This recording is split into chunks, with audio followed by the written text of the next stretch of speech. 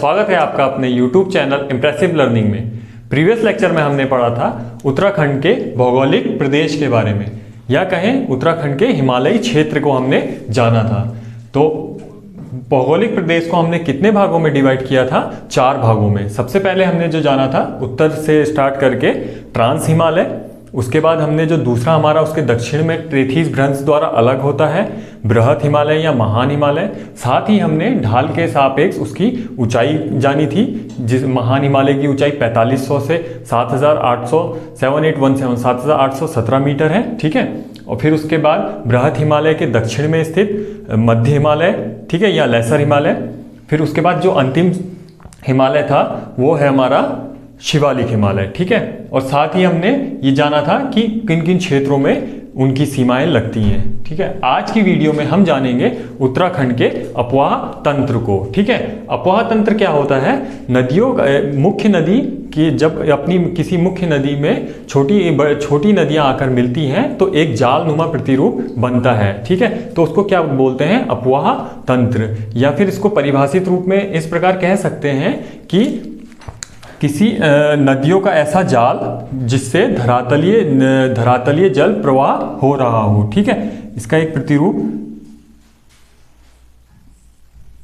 एक मुख्य नदी में उनकी सहायक नदियां या अन्य छोटी मोटी नदियां आके मिलती हैं तो उसको क्या बोलेंगे? अपवाह तंत्र। अपवाह तंत्र, ठीक है।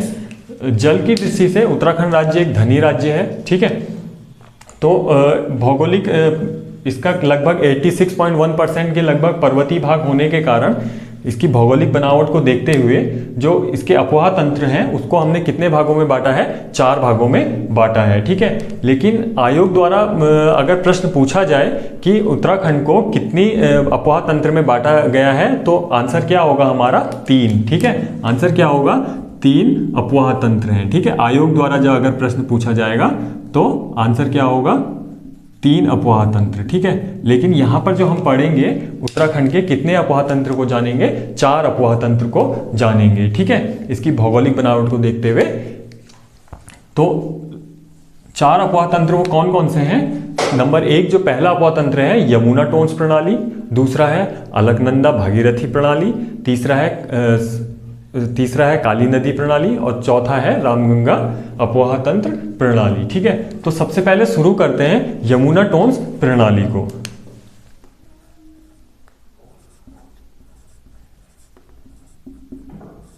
यमुना टोन्स प्रणाली।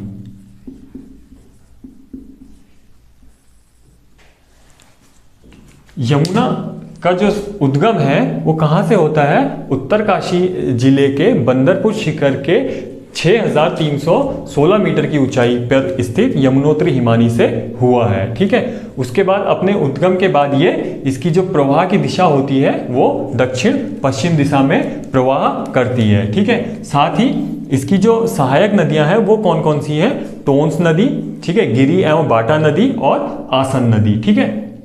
तो यमुना नदी का उद्गम जो है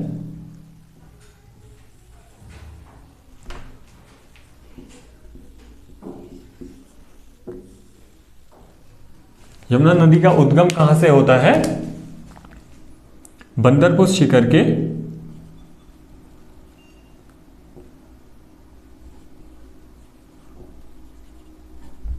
बंदरपुर शिखर पर्वत के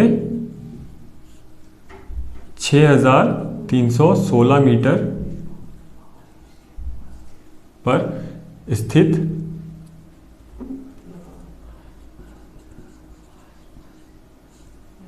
यमुनोत्री हिमानी से हुआ है, ठीक है।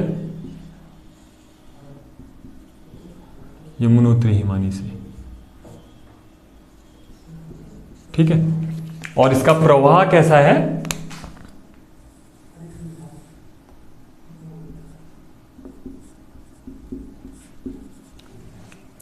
अपने उद्गम के बाद ये दक्षिण पश्चिम दिशा में प्रवाहित होती है, दक्षिण पश्चिम दिशा में प्रभावित होती है। ठीक है, इसके बाद यमुना की जो सहायक नदियां हैं वो कौन कौन सी हैं?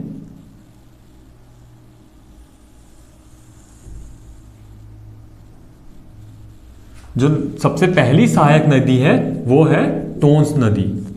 कौन सी नदी है? टोंस नदी। ठीक है।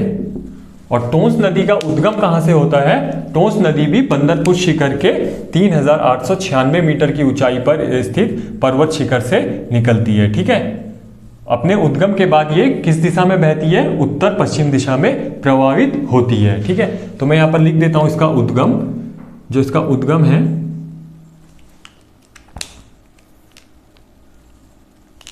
इसका उद्गम कहां से होता है? बंदरपुर शिखर के ही चोटी से।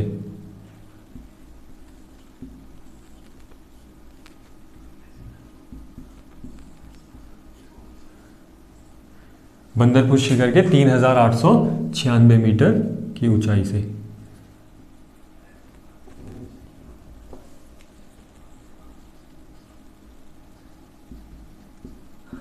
उत्तरी ढाल से।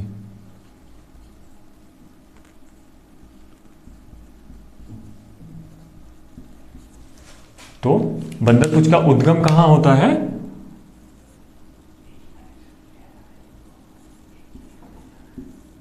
उद्गम। ठीक है। बंदरपुर टोंस नदी का जो उद्गम है वो बंदरपुर शिखर के 3896 मीटर की ऊंचाई पे स्थित उत्तरी ढाल से होता है। ठीक है। अपने उद्गम के बाद ये इसकी जो प्रवाह की दिशा है वो कौन सी है? उत्तर पश्चिम दिशा में ये प्रवाह होती है। ठीक है। और यमुना नदी में काफी ज्यादा मात्रा में यमुना नदी को काफी ज्यादा मात्रा में जल प्रदान करती है। ठीक है। ये एक रफ आइडिया है बंदरपुर शिखर की चोटी, जिसकी हाइट है 6316 मीटर। ठीक है। यहां पर से निकलती है हमारी यमुना नदी। ठीक है। यमुना। ठीक है। यहां पर से यमुना नदी निकलती है। ठीक है। तो ये दक्षिण पश्चिम में प्रभावित होने के बाद कहाँ मिल जाती है? दून घाटी में प्रवेश कर जाती है। ठीक है। दून घाटी में प्रवेश कर जाती है। तो बात कर रहे थे यमुना के सहायक नदियों की। तो जिसमें सबसे पहली सहायक नदी है वो है टोंस नदी। ठीक है। टोंस नदी का जो उद्गम है वो 3896 मीटर के उत्तरी ढाल से होता है। ठीक है। अब टोंस नदी में जो जल है वो यमुना नदी के मुकाबले काफी ज्यादा मात्रा में होता है। तो टोंस नदी की भी सहायक नदियां हैं, वो कौन कौन सी हैं? टोंस नदी की सहायक नदी में सबसे पहली जो नदी है वो है सुपीन। ठीक है। दूसरी है रुपीन और तीसरी है ट्यूनी।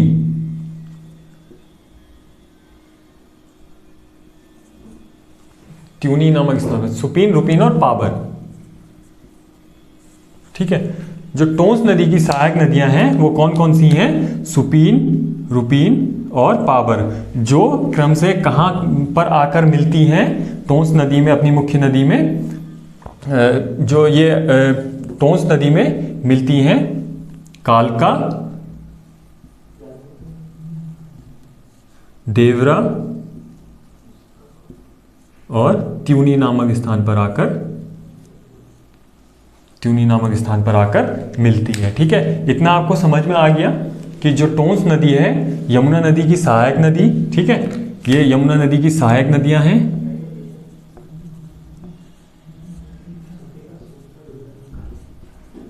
ठीक है। तो और टोंस नदी की सहायक नदी कौन सी है? सुपीन, रुपीन और पाबर, जो क्रम से कालका, देवरा और ट्यूनी नामक स्थान पर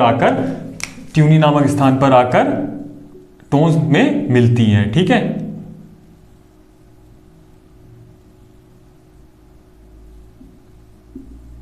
ये एक रफ आइडिया है। तो ये जो एरिया है ट्यूनी, जो इसमें लास्ट नदी आकर मिलती है, पाबर नदी, ट्यूनी, वो यहां पर आकर मिलती है।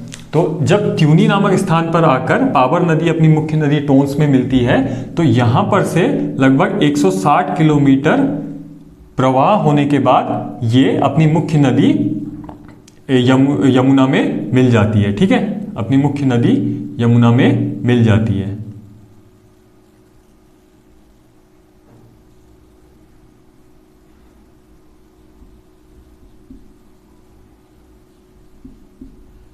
इस साइड क्या है, हिमाचल प्रदेश। ठीक है, और ये है उत्तराखंड। तो ये क्या करती है, जब ट्यूनी से 160 किलोमीटर प्रवाह होने के बाद अपनी मुख्य नदी यमुना में मिलती है, तो क्या करती है, हिमाचल प्रदेश और उत्तराखंड राज्यों की सीमा बनाती है। ठीक है, हिमाचल प्रदेश और उत्तराखंड राज्यों की सीमा बनाती है। ठीक है, तो उत्तरांचल और हिमाचल प्रदेश के राज्यों की सीमा बनाती है। तो इस प्रकार जो हमारी यमुना नदी है वो महान हिमालय से निकलकर, और उसकी जो सहायक नदी है ट्यूनी नदी, टोंस नदी, महान हिमालय से निकलकर मध्य हिमालय में दून घाटी पर प्रवेश करती है। ठीक है, इसके बाद जो इसकी अगली सहायक नदी है वो कौन सी है, अगली जो इसकी सहायक नदी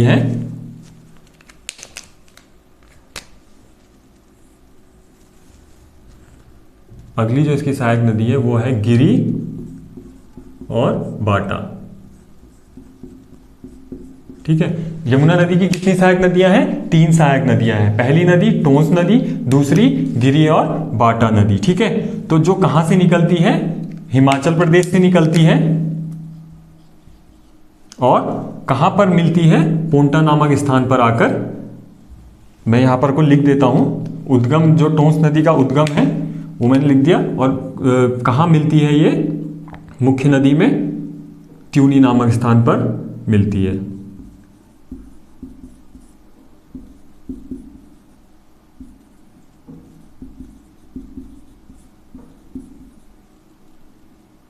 यमुना से मिलती है।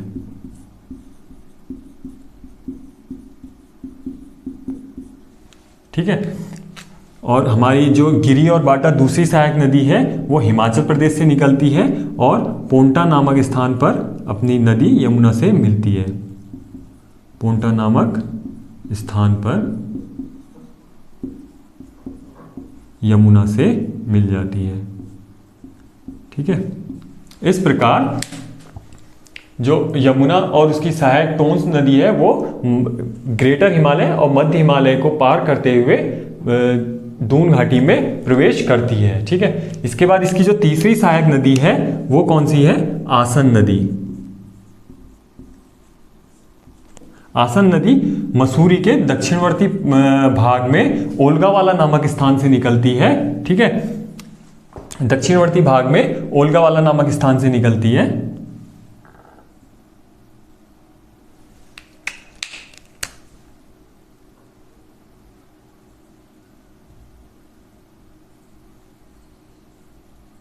कुछ इसकी सहायक नदियां, अन्य छोटी मोटी नदियां, दून घाटी में जब यमुना नदी प्रवेश करती है तो छोटी मोटी अनेक नदियां आकर यमुना नदी पे मिलती हैं। ठीक है, ट्यूनी नामक कालसी नामक स्थान पर जहां यमुना नदी, टोंस नदी यमुना में मिलती है, वहां पर लगभग 2.5 गुना या 2.7 गुना जल की मात्रा अधिक होती है किसकी, टोंस नदी की। ठीक है, सबसे ज्यादा जल लेकर आती है टोंस नदी। ठीक है, इसके बाद बात कर रहे थे आसन नदी की, जो मसूरी के दक्षिणवर्ती ढाल में ओल्गावाला नामक स्थान से निकलती है और 40 किलोमीटर प्रवाह होने के बाद, 40 किलोमीटर प्रवाह होने के बाद अपनी मुख्य नदी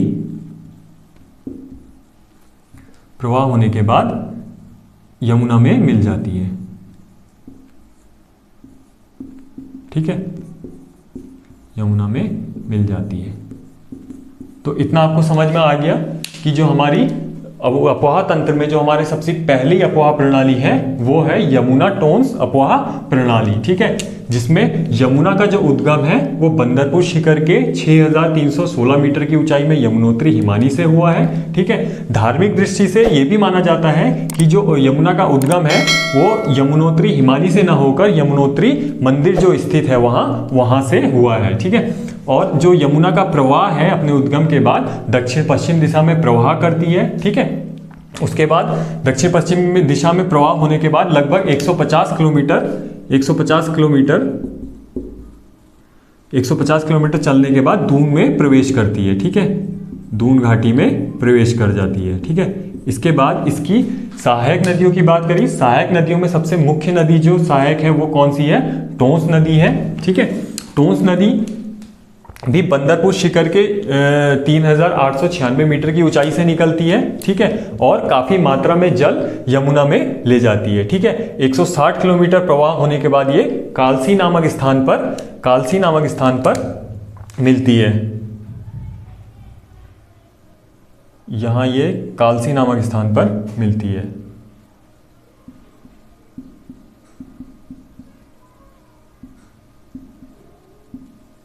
ठीक है, तो टोंस नदी कहाँ मिलती है अपनी मुख्य नदी से? कालसी नामक स्थान पर यमुना से मिलती है। ठीक है, जिसमें कितने, यमुना के मुकाबले कितने गुना? 2.7 गुना या 2.5 गुना भी कहते हैं। तो 2.5 गुना जल यमुना से ज़्यादा लेके जाती है। ठीक है, तो टोंस नदी की जो सहायक नदियां हैं वो कौन कौन सी हैं? सुपीन, रूपीन और पाबर। ठीक है, जो टोंस में कहाँ पर आकर मिलती हैं?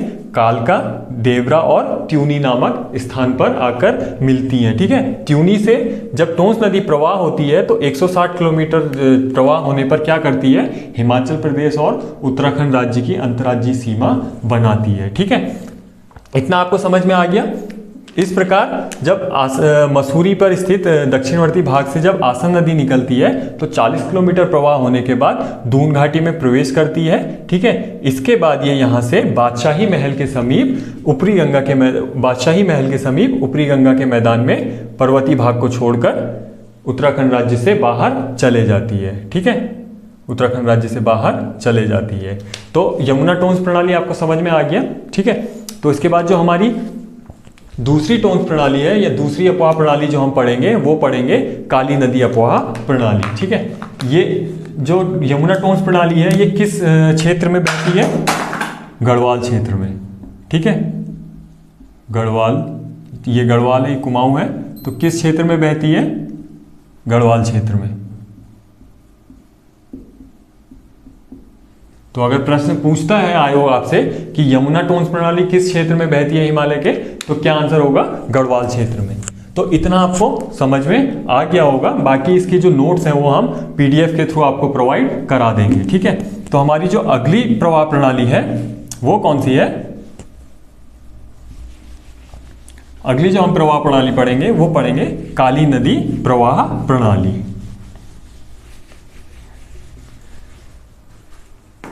अगली जो हम प्रवाह प्रणाली पढ़ेंगे वो पढ़ेंगे काली नदी प्रवाह प्रणाली।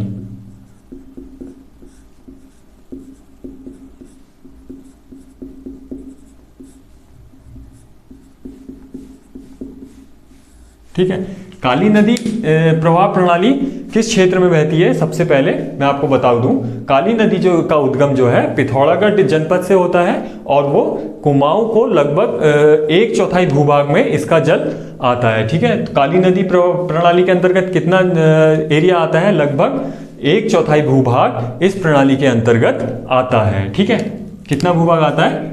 1/4 भूभाग इस प्रणाली के अंतर्गत आता है।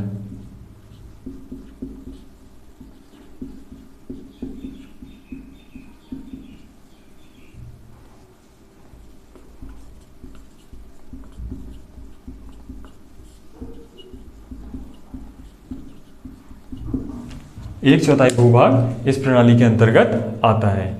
और साथ ही काली नदी प्रवाह प्रणाली के अंतर्गत संपूर्ण पिथौरागढ़, चंपावत और बागेश्वर जिले आते हैं और अल्मोड़ा और नैनीताल का पूर्वी भाग इस नदी के अंतर्गत आता है। ठीक है, कौन कौन से जिले?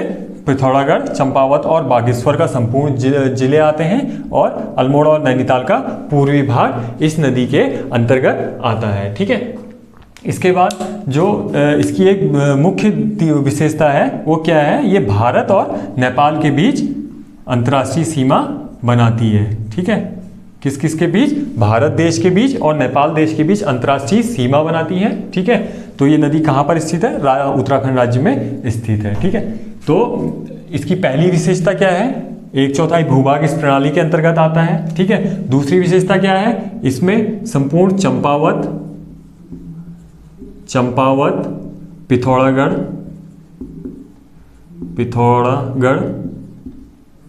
और बागेश्वर जिला आते हैं। बागेश्वर जिले आते हैं, और जिले के साथ साथ और कौन कौन से आते हैं, अल्मोड़ा और नैनीताल का पूर्वी भाग, अल्मोड़ा और नैनीताल का पूर्वी भाग इस प्रवाह प्रणाली के अंतर्गत आते हैं, नैनीताल का पूर्वी भाग, पूर्वी भाग। ठीक है, इतना आपको समझ में आ गया। काली नदी, हमारी काली नदी प्रवाह प्रणाली जो है कुमाऊं क्षेत्र से निकलती है। कुमाऊं क्षेत्र में इसका लगभग 1/4 भूभाग इस प्रणाली के अंतर्गत आता है। ठीक है, और ये किन किन जनपदों को अपना जल प्रदान करती है, चंपावत, पिथौरागढ़ और बागेश्वर, और साथ ही अल्मोड़ा और नैनीताल के पूर्वी भाग को, ठीक है, अल्मोड़ा और नैनीताल के पूर्वी भाग को अपना जल प्रदान करती है। ठीक है, इसके बाद बात करते हैं काली नदी के उद्गम क्षेत्र की। ठीक है, तो काली नदी का जो उद्गम क्षेत्र है वो उत्तर पूर्व में लिपुलेख के समीप, उत्तर पूर्व में लिपुलेख के समीप काला पानी और कुथी-यांगटी नामक 2 जल स्रोतों के मिलने से होता है। ठीक है, कुथी-यांगटी जो काला पानी और कुथी-यांगटी, इन दोनों के जल शीर्षों के परस्पर मिलने से काला पानी का निर्माण होता है। ठीक है, तो यहां पर मैं लिख देता हूं इसका उद्गम।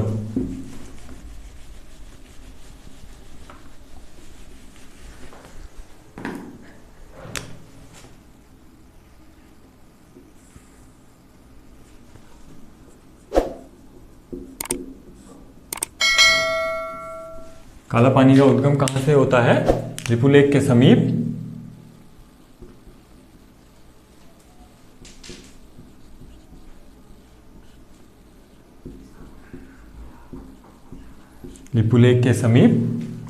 उत्तर पूर्वी भाग में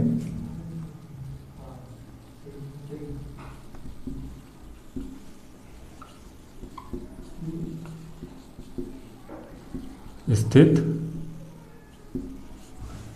काला पानी और कुथी-यांगटी के जल स्रोतों के परस्पर मिलने से होता है।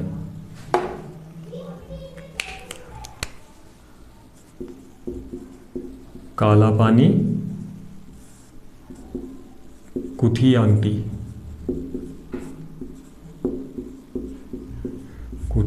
के जल स्रोतों के मिलने से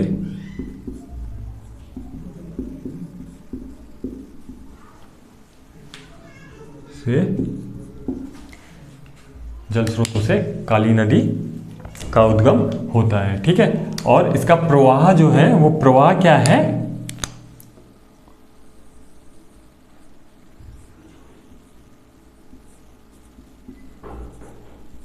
ये पिथौरागढ़ के उत्तरी भाग में प्रवाहित होती है।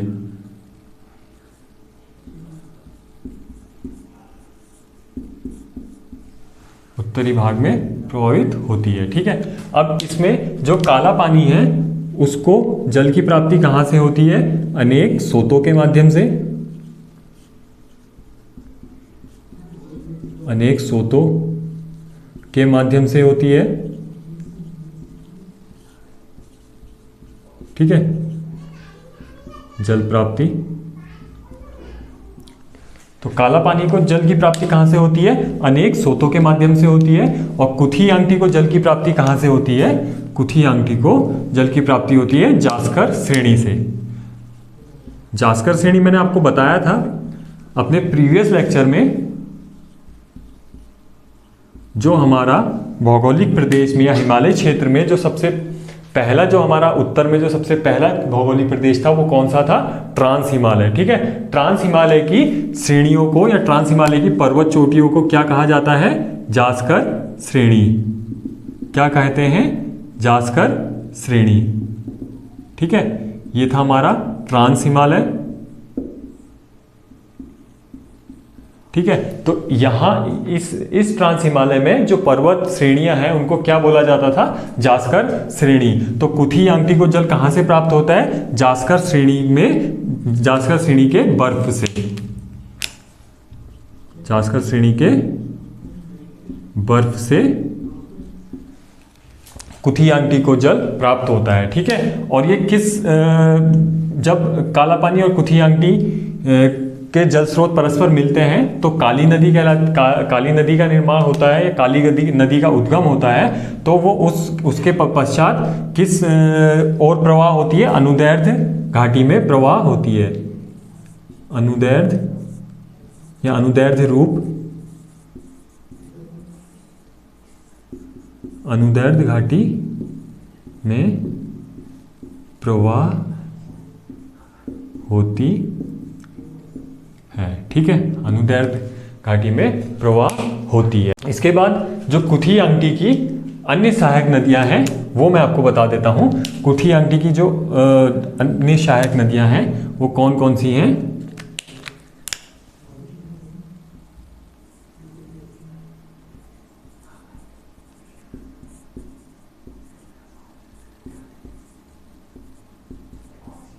इसकी जो अन्य सहायक नदी है वो है संगचूनागाड़,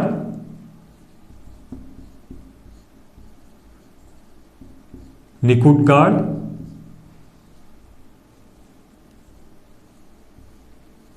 और थुमकागाड़।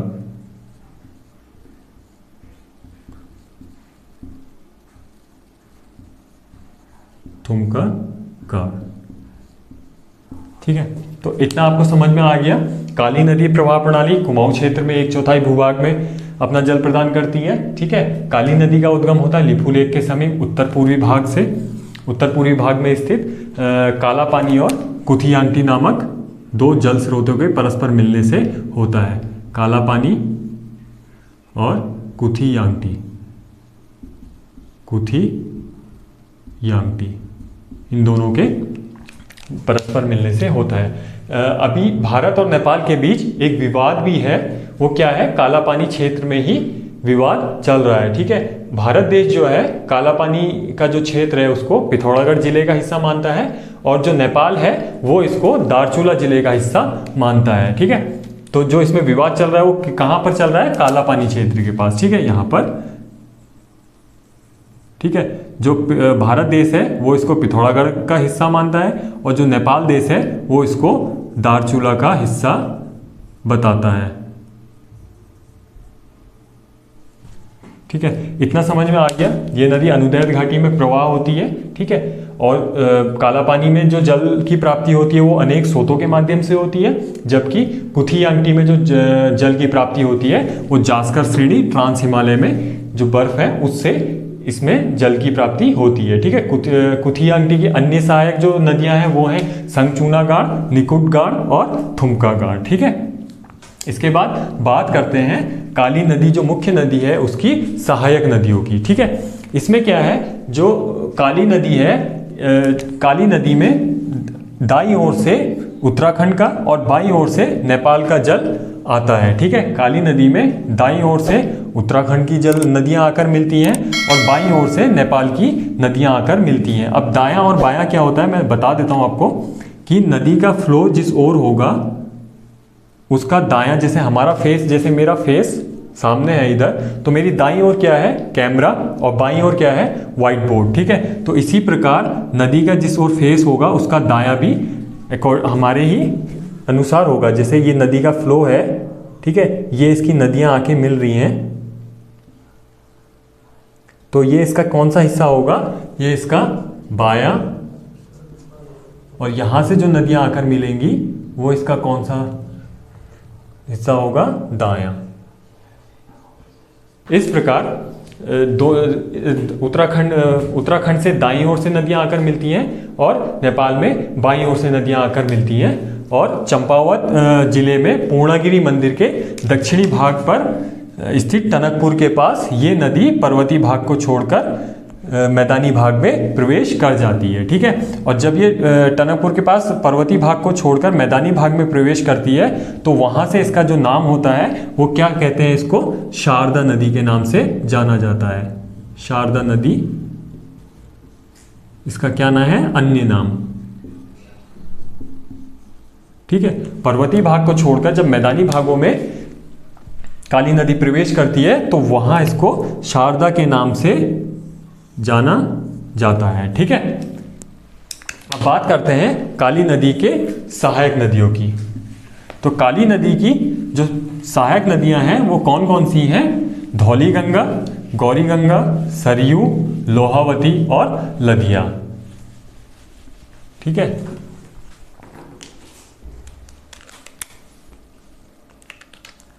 बात करते हैं काली नदी की सहायक नदियों की। इसमें सबसे पहले हम बात करते हैं धौली गंगा की। ठीक है। सहायक नदियां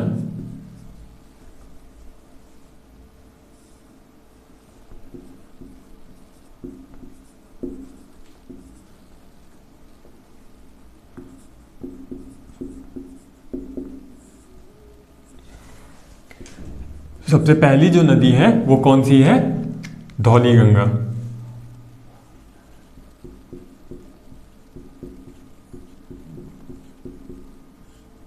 धौली गंगा का जो उद्गम है वो कहां से होता है? धौली गंगा का जो उद्गम है वो दरमा दर्रे के समीप हिमानी से हुआ है। ठीक है। धौली गंगा का जो उद्गम है वो दरमा दर्रे के समीप हिमानी से हुआ है।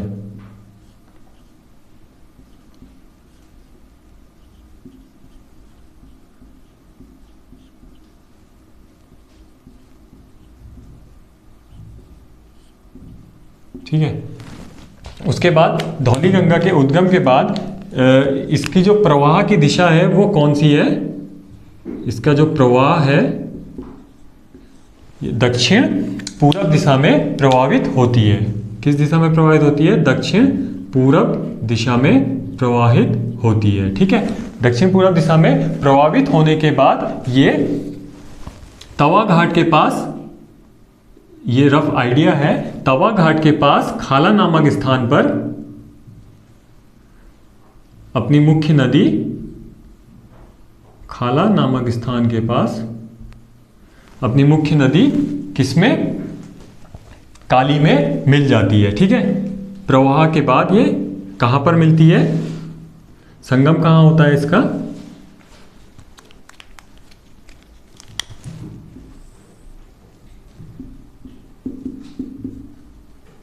संगम जो होता है इसका खाला नामक स्थान पर।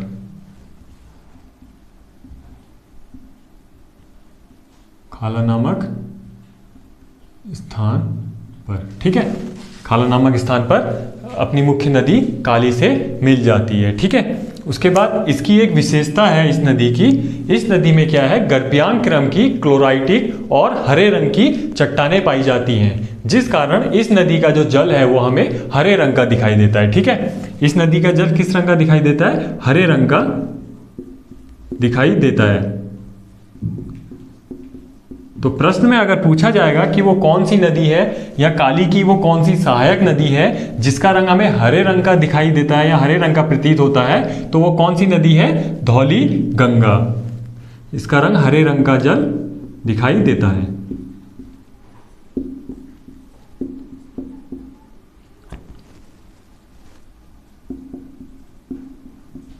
हरे रंग का दिखाई देता है। ठीक है। इसके बाद ये अपनी दक्षिण पूर्व दिशा में प्रवाहित होते हुए लगभग 60 किलोमीटर तक प्रवाह होने के बाद इसमें दूसरी नदी, काली की दूसरी सहायक नदी गौरी गंगा इसमें आकर मिल जाती है। कौन सी नदी? गौरी गंगा इसमें आकर मिल जाती है। कितना समझ में आ गया? काली नदी की जो पहली सहायक नदी है वो धौली गंगा है। ठीक है। धौली गंगा का उद्गम दरमा दर्रा के हिमानी से होता है। ठीक है। उसकी जो प्रवाह है दक्षिण पूर्व दिशा में प्रवाह होती है। ठीक है। और खाला नामक स्थान पर आकर अपनी मुख्य नदी काली में मिल जाती है। ठीक है। जब दक्षिण पूर्व दिशा में ये प्रवाहित होती है तो 60 किलोमीटर के बाद काली नदी में उसकी दूसरी सहायक नदी आकर मिलती है। वो कौन सी है? गौरी गंगा। ठीक है। तो जानते हैं इसकी अगली सहायक नदी के बारे में, गौरी गंगा के बारे में। ठीक है।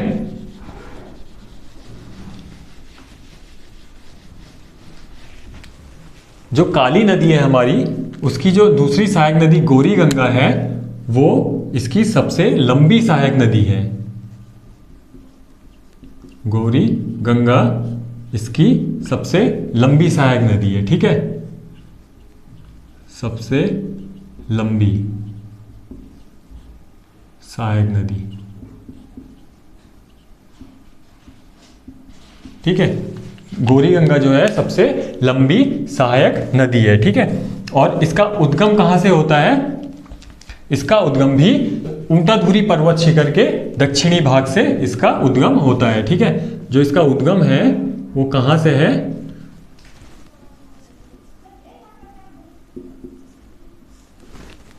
ऊंटाधुरी पर्वत शिखर के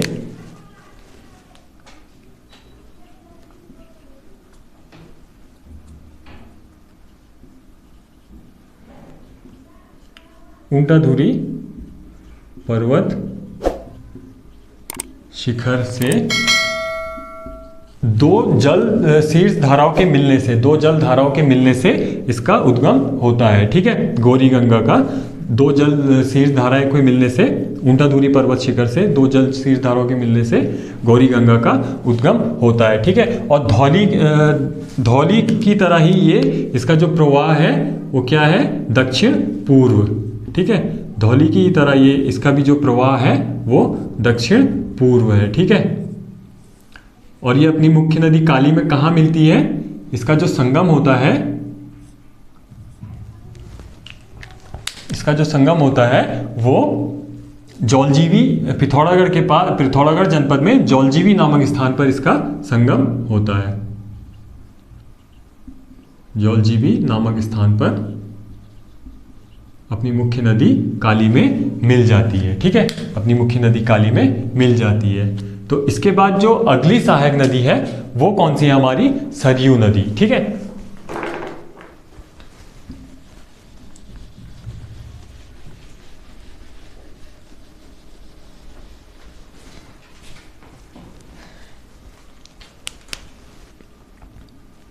जो हमारी तीसरी सहायक नदी है वो कौन सी है? सरयू नदी, ठीक है। सरयू नदी कहाँ से निकलती है? सरयू नदी बागेश्वर के कपकोट के पास से निकलकर उत्तर पूर्वी दिशा में प्रवाहित होती है, ठीक है। कुछ किलोमीटर प्रवाह होने के बाद इसकी जो प्रवाह है वो क्या है? दक्षिण पश्चिम हो जाती है, ठीक है। पहले जब अपने कपकोट के पास से निकलने के बाद इसका जो प्रवाह है वो उत्तर पूर्व है। उसके बाद कुछ किलोमीटर चलने के बाद ये इसका जो प्रवाह मार्ग है वो दक्षिण पश्चिम है, दक्षिण पूरब है। जब पहले निकलती है तो दक्षिण पूरब की ओर, दक्षिण पश्चिम की ओर चलती है, फिर उसके बाद दक्षिण पूरब की ओर चलती है, ठीक है। तो बात करते हैं इसके उद्गम की, ठीक है। तो जो इसका उद्गम है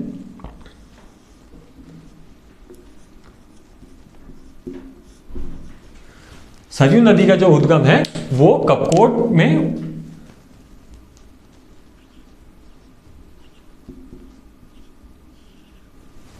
शामा नामक स्थान से निकलती है।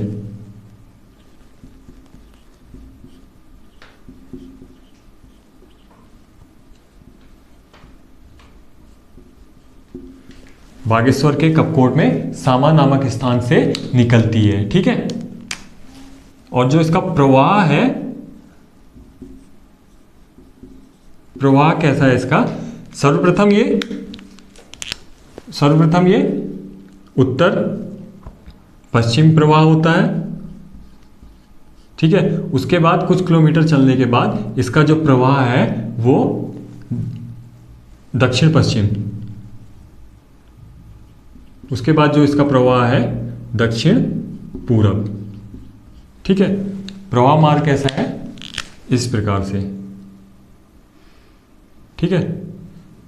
इस प्रकार से इसका प्रवाह मार्ग है, ठीक है। और इसका जो संगम है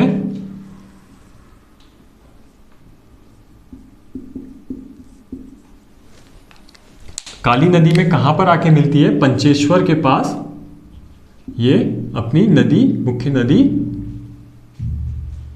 काली में मिल जाती है। पंचेश्वर के पास मुख्य नदी काली में मिल जाती है। अब यहां पर सरयू नदी की दो मुख्य सहायक नदियां हैं, वो कौन कौन सी हैं?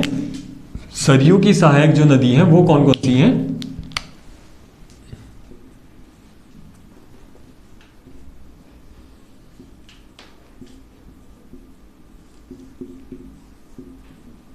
तो सरयू नदी की जो सहायक नदियां हैं वो कौन कौन सी हैं?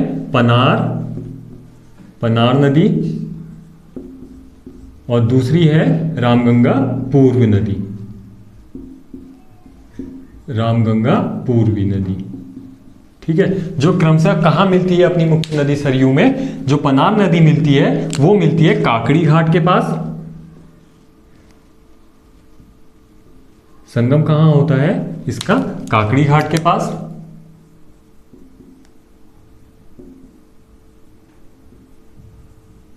और रामगंगा का जो संगम है वो कहाँ होता है? रामेश्वरम के पास सरयू में मिलती है। रामगंगा सरयू में कहाँ पर मिलती है? रामेश्वरम के पास, ठीक है। बात करते हैं इनके उद्गम की। तो जो पनार नदी है हमारी, वो कहाँ से निकलती है? अल्मोड़ा के मध्य पूर्वी भाग से निकलती है, ठीक है।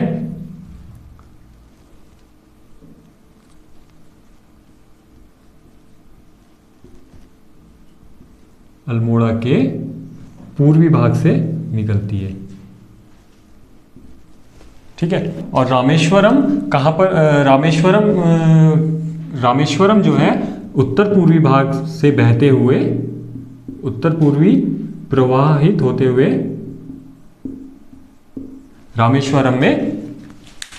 रामेश्वरम नामक स्थान पे अपनी सरयू नदी से मिल जाती है, ठीक है। इसके बाद बात करते हैं अगली सहायक नदी की। तो वो कौन सी है? लोहावती सहायक नदी।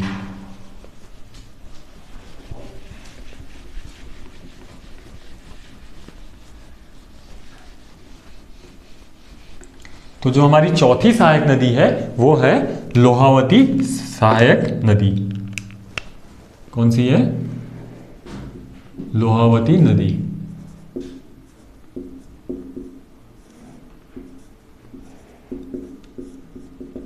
लोहावती नदी, ठीक है। तो जो लोहावती नदी है उसका जो उद्गम है वो डेरनाथ कटक के पूर्वी भाग से होता है।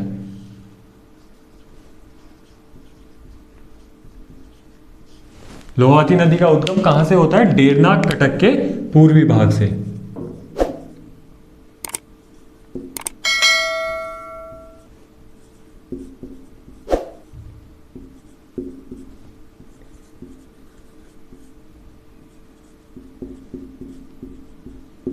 पूर्वी भाग से इसका उद्गम होता है और इसका जो प्रवाह मार्ग है वो क्या है?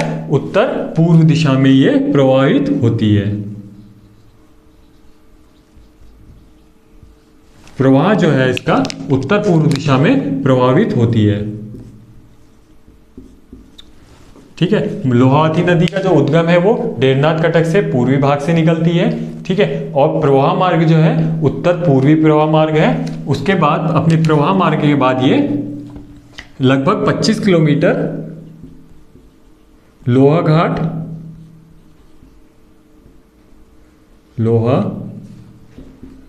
घाट से गुजरकर सीरा नामक गांव पर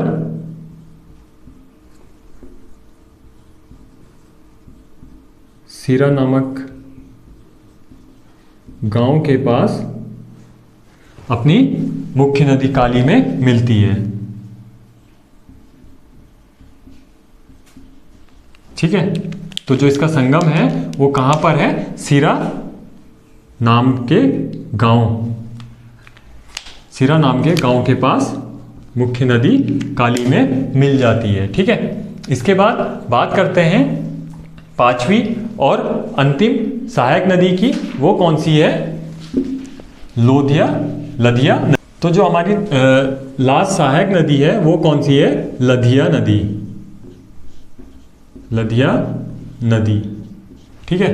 लधिया नदी का जो उद्गम है वो अल्मोड़ा जिले में गजार नामक स्थान पर उसका उद्गम होता है। जो इसका उद्गम है वो कहाँ है? अल्मोड़ा जिले के गजार नामक स्थान पर,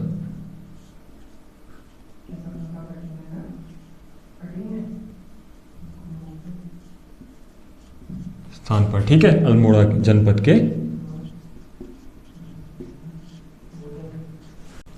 अल्मोड़ा के गजार नामक स्थान पर होता है। इसका जो प्रवाह है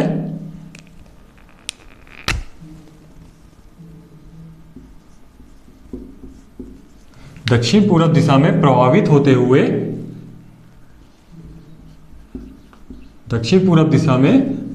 होते हुए चूका नामक स्थान पर,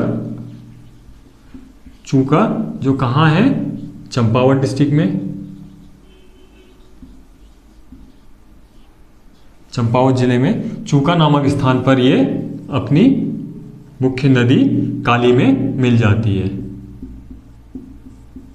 ठीक है, तो जो हमारी लास्ट नदी है सहायक नदियों में, लधिया नदी, उसका जो उद्गम है गजार नामक स्थान से उसका उद्गम होता है। ठीक है, और ये चंपावत के उत्तरी भाग में बहती है। ठीक है, कहाँ बहती है? चंपावत के उत्तरी भाग में प्रवाहित होती है, चंपावत के उत्तरी भाग में।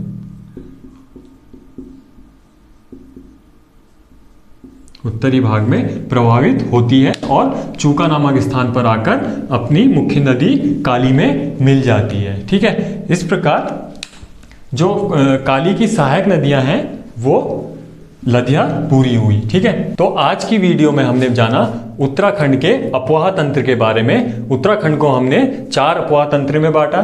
ठीक है, और जो हमने सबसे पहला अपवाह तंत्र पढ़ा यमुना टोंस अपवाह तंत्र प्रणाली, फिर उसके बाद काली नदी अपवाह प्रणाली। साथ ही हमने उन नदियों की विशेषताओं के बारे में जाना, जैसे टोंस नदी जो है वो हिमाचल प्रदेश और उत्तराखंड के साथ अंतर्राज्यीय सीमा बनाती है। ठीक है, और जो दूसरा हमने कुमाऊं क्षेत्र की जब काली नदी की बात करी थी, तो उसमें क्या है, जो काली नदी है हमारी वो भारत देश और नेपाल के साथ सीमा बनाती है। ठीक है, तथा जो भारत देश और नेपाल के बीच विवाद चल रहा है वो किसके उस पर ऊपर चल रहा है? काला पानी क्षेत्र के ऊपर विवाद चल रहा है। ठीक है, भारत काला पानी का जो एरिया है उसको अपना जो पिथौरागढ़ जनपद का भाग बताता है, और जो नेपाल है वो इसे दारचूला जनपद का भाग बताता है। ठीक है, साथ ही हमने जाना कि किस नदी का जल हमें हरे रंग का दिखाई देता है। धौलीगंगा में गर्भयान क्रम की चट्टान और गर्भयान क्रम की चट्टानें और हरे रंग का क्लोराइडी पदार्थ पाए जाने के कारण वो उसका जो पानी का कलर है हमें हरे रंग का दिखाई देता है। ठीक है, तो आज की वीडियो में आपको जो भी चीज़ समझ में नहीं आई होगी आप मुझे कमेंट करें। ठीक है, मैं वहाँ आपको बता दूंगा क्या चीज, जो भी चीज आपको समझ में नहीं आई है। ठीक है, और साथ ही वीडियो को लाइक करें, सब्सक्राइब करें। Thank you.